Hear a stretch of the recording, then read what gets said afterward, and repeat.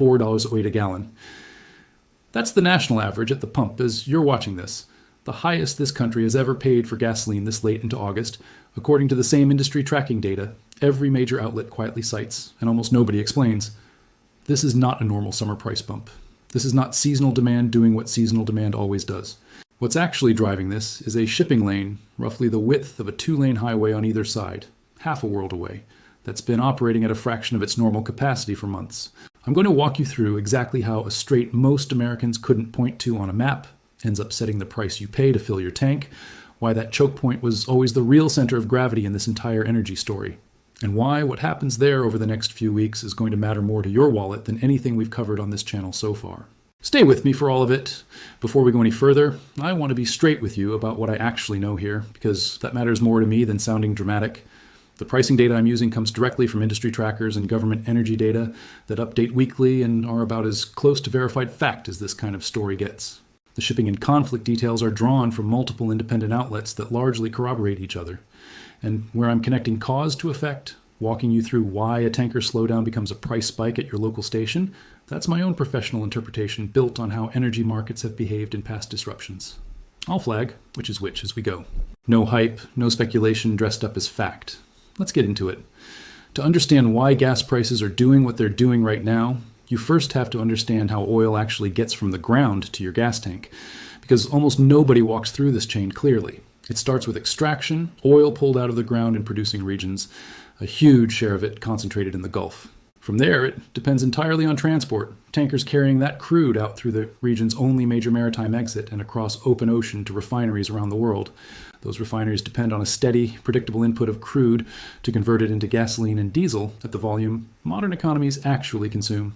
And gas stations depend on refineries delivering finished product on a schedule tight enough that local supply rarely runs more than a few weeks ahead of demand. Break any single link in that chain, and the ones after it start running short almost immediately, because unlike a lot of commodities, there's very little slack built into the system for absorbing a sustained disruption at the source. Think of it less like a warehouse with a deep reserve sitting in the back, and more like a just-in-time delivery system running close to its margins even in normal years. Refineries don't typically hold months of spare crude sitting idle because storing oil at scale is expensive, and gas stations don't hold months of spare gasoline either for the same reason. That means when the transport link in the middle of the chain slows down, the effects don't take months to show up. They show up in weeks, sometimes days, which is exactly why a shipping disruption on the other side of the planet can change what you pay at a pump in your own neighborhood before most people have even heard the underlying news story. And here's the recontextualizing piece almost nobody talks about. Most people assume the reason gas got expensive is that the world is simply running low on oil, some kind of genuine scarcity underneath the price tag. It isn't that. Producers in the Gulf still have enormous reserves sitting in the ground, and output from other parts of the world hasn't collapsed.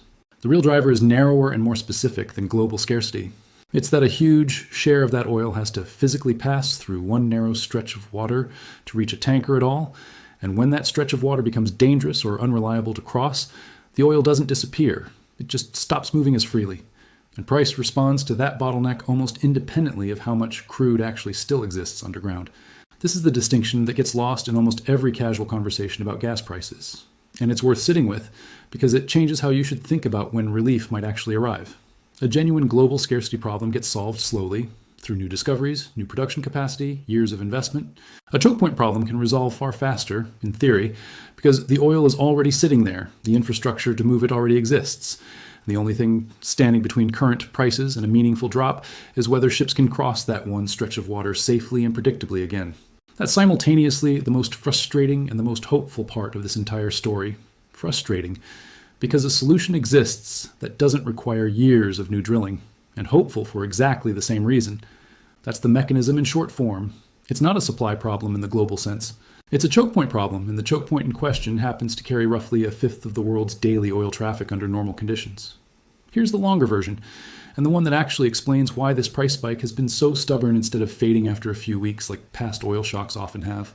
This particular strait has been operating nowhere near its normal throughput since a war broke out in the region back in February, with tanker transits falling from well over 100 a day before the conflict down into the single or low double digits on many recent days. That's not a temporary dip.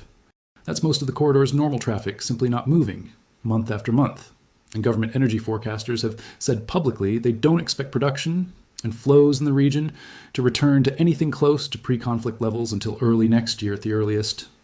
Sit with that timeline for a second, because it's easy to skim past a phrase like early next year without registering what it actually means for the months in between. That's not a forecast measured in days or weeks. It's a forecast measured in the better part of a year, which means the elevated prices you're seeing right now aren't being framed, even by the government's own energy analysts, as a temporary blip about to correct itself. They're being framed as the expected baseline for as long as this disruption continues. And baselines like that tend to reshape household budgets in ways that a short-term spike never does, because people adjust their spending differently when they believe a cost increase is here to stay rather than about to pass. Now, let's talk about how this has actually unfolded over the past several months, because the sequence matters just as much as the price tag itself, and almost none of the coverage lays it out cleanly in order. First, in the opening days of the war, back in February, Iran moved to close the strait outright, and crude spiked above $100 a barrel almost overnight, the kind of shock that immediately shows up at the pump within days. But then, weeks later, reports emerged that the United States was considering direct military action to reopen the corridor by force, and prices actually crashed nearly 9% in a matter of hours on that news alone, traders unwinding their war premium bets almost as fast as they'd built them. And critically, that crash didn't hold because the strait didn't actually reopen the way markets briefly hoped it would. Here's the piece almost nobody is explaining correctly in most of the coverage you've probably seen. Even as officials have periodically claimed the waterway is open and cleared of hazards, independent shipping data keeps telling a different story. Tanker traffic remaining far below normal, and attacks on vessels transiting the strait continuing to be reported through the summer, including strikes on ships linked to Gulf nations that aren't even direct parties to the underlying conflict. Diplomatic talks have opened and stalled repeatedly, with Iran tying any full reopening to specific conditions the United States hasn't agreed to. And as recently as this past week, officials confirmed there were no active negotiations underway at all, even as a naval blockade in the region reportedly remains in effect. That combination, public claims of an open, cleared waterway sitting alongside a reported blockade, still in force and shipping data showing a fraction of normal traffic, is exactly the kind of contradiction that makes this story hard to summarize in a single headline. It's also exactly why relying on official statements alone, from either side, tends to give you a misleading picture. The tanker data doesn't care what gets announced at a podium. It only reflects what ships are actually doing, and right now what ships are actually doing is moving far more cautiously and in far smaller numbers than any announcement of an open strait would suggest. There are 3 separate tracks worth pulling apart here, because they're driving the price you pay in different ways and get blurred together in most coverage. Track 1 is the physical shipping track, the actual number of tankers successfully transiting the strait each day, which remains a small fraction of pre-war levels, despite periodic claims that the waterway has been cleared. Track 2 is the diplomatic track, on-again, off-again talks between Iran and the United States that keep raising and then dashing hope for a resolution, with each swing in that track visibly moving oil futures within hours. Track 3 is the domestic refining and inventory track here at home, where U.S. refiners have reportedly been running at their highest processing rates in years to squeeze out as much finished gasoline as possible from whatever crude is available, even as gasoline inventories sit meaningfully below their seasonal average.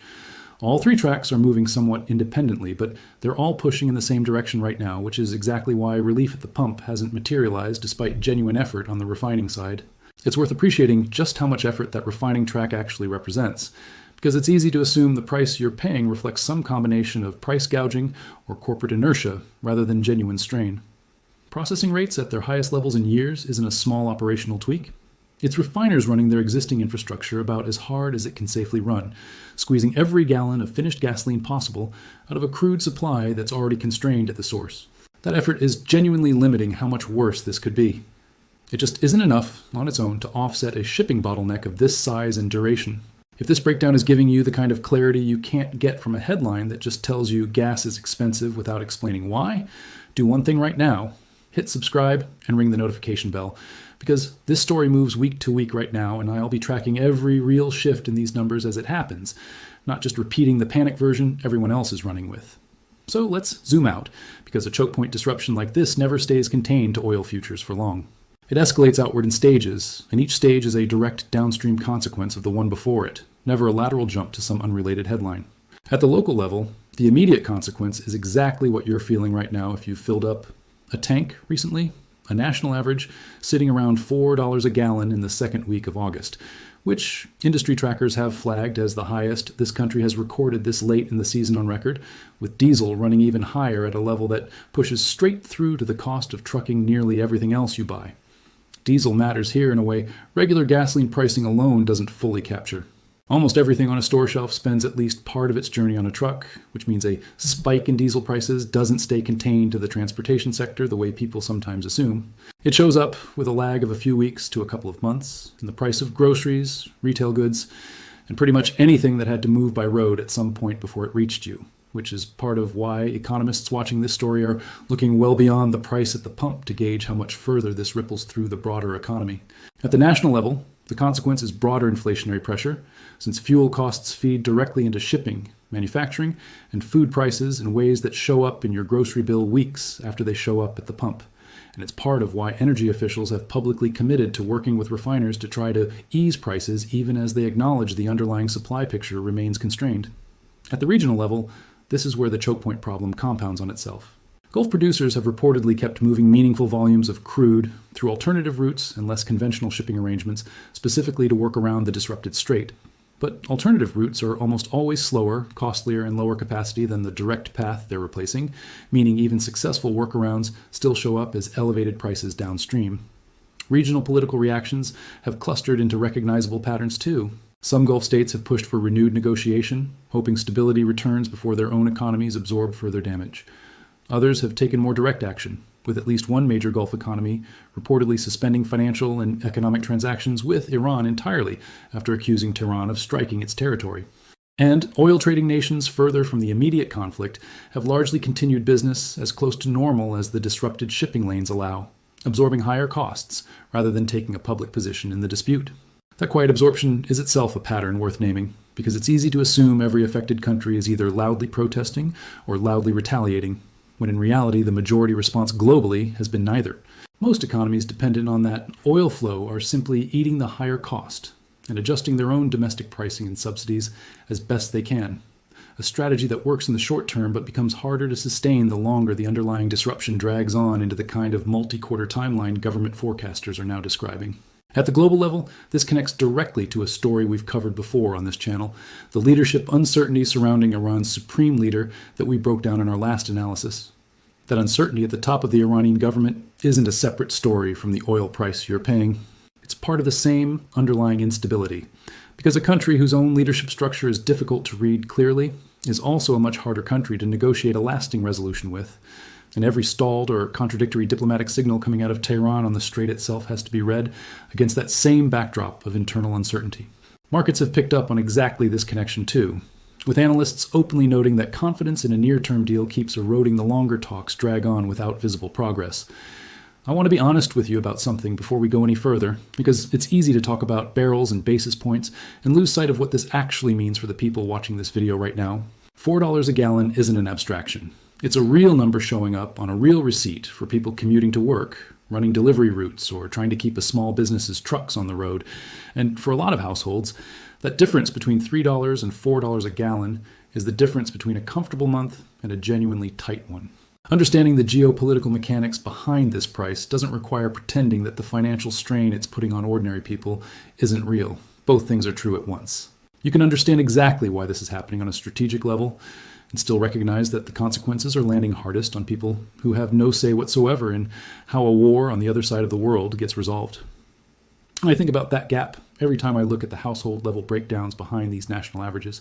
A rise from around $3 to just over $4 a gallon sounds modest, phrased as a single number, but multiplied across a year of commuting, or a delivery driver's daily mileage, or a small trucking operation's entire fleet. It adds up to a real strain that shows up in decisions people make about groceries, about whether a trip happens at all, about margins in a small business that were already thin before this started. None of that shows up in a chart of Brent crude futures. It only shows up when you talk to the people actually paying the number at the pump, and it's worth remembering that every time this story gets reduced to a single headline percentage. Here's where we stand. $4.08 a gallon, the highest this country has paid this late into August on record. Tracing back not to any actual shortage of oil in the ground, but to a narrow shipping corridor that's been running at a fraction of its normal capacity since a war broke out back in February, with government forecasters not expecting anything close to a return to normal until early next year. Diplomatic talks keep opening and stalling. Attacks on shipping keep happening despite periodic claims the waterway has been cleared. And refiners here at home are running flat out just to keep the shortage from being even worse than what you're already seeing at the pump. Gas prices aren't about to explode in some sudden single-day spike. They're already elevated, stuck there, and the honest read is that they're likely to stay roughly where they are or drift higher, for as long as that strait keeps operating nowhere close to normal. If this gave you a clearer picture than you'd get from a 30-second clip blaming this on your local gas station, share it right now with someone who's been asking why prices haven't come back down and hasn't gotten a real answer yet. And I genuinely want to hear from you on this one. If you were setting energy policy right now, would you prioritize pushing harder for a diplomatic resolution to reopen the strait, or accelerating domestic production and refining capacity so the country is less exposed to this choke point the next time it gets disrupted? And which trade-off matters more to you? Drop your take in the comments below. I read every single one and hit like if this analysis delivered real value to you today. There's more coming on this story, and it's going to keep tracking closely with the diplomatic and leadership stories we've covered on this channel already. Watch the weekly inventory and pricing data the same way I do, because a real sustained drop in prices will show up there before it shows up in any official announcement. I'll be here the moment it moves. Stay close.